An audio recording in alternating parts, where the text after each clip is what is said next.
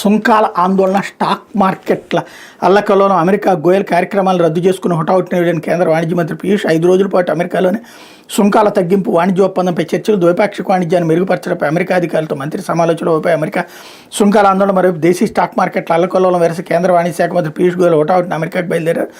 Trump సుంకాల ప్రకటన కారణంగా గత 2 వారాలుగా దేశీ స్టాక్ మార్కెట్లో తీవ్ర నష్టాలు ఎదురవుతున్నాయి. గత శుక్రవారం ఒక్క రోజున 10 లక్షల కోట్ల మదుపర్ల సంపద ఆవిరైంది. తాజాగా సోమవారం సెన్సెక్స్ 112.46 పాయింట్లు నష్టపోవడంతో పాటు నిఫ్టీకి 5 పాయింట్ల మేర నష్టం వాటిల్ది అన్నటువంటి వార్తని హైలైట్ చేశారు. ఇకపోతే అనోరాకు ఆస్కార్ పంట అంటూ హాలీవుడ్ చిత్రానికి 5 అవార్డులు, ఉత్తమ దర్శకునిగా సీన్ బేకర్, ఉత్తమ నటుడిగా ఆండ్రియన్ బ్రాడీ, ఉత్తమ నటిగా మైకీ మ్యాడ్సన్, భారతీయ లఘు చిత్రం అనూజకు నిరాశ, ఆస్కార్ బృందంలో తెలంగాణ వాసి సుమంత్ రెడ్డి అన్నటువంటి వార్తని హైలైట్ చేశారు. అయితే పెళ్లి చేసుకున్న వెంటనే పిల్లల్ని కనండి. గతంలో కుటుంబ నియంత్రణపై గట్టిగా దృష్టి పెట్టాం. జనాభా తగ్గితే లోక్సభ సీట్లు కోల్పోతాం. పునర్విభజనలో మన రాష్ట్రానికి నష్టం. ఆ లోపు ఎక్కువ మంది పిల్లలు కానండి. వాళ్ళకి మంచి తమిళ పేర్లు పెట్టండి. నూతన వధువులకు తమిళనాడు సీఎం స్టాలిన్ పిలుపు అన్నటువంటి వార్తని ఇక్కడ హైలైట్ చేశారు. మరి వాళ్ళని ఎవరు పెంచుతారు? మరి ప్రభుత్వం ఏమైనా పెంచి ఖర్చులు పెట్టుకుంటుందేమో చూడాలి. అయితే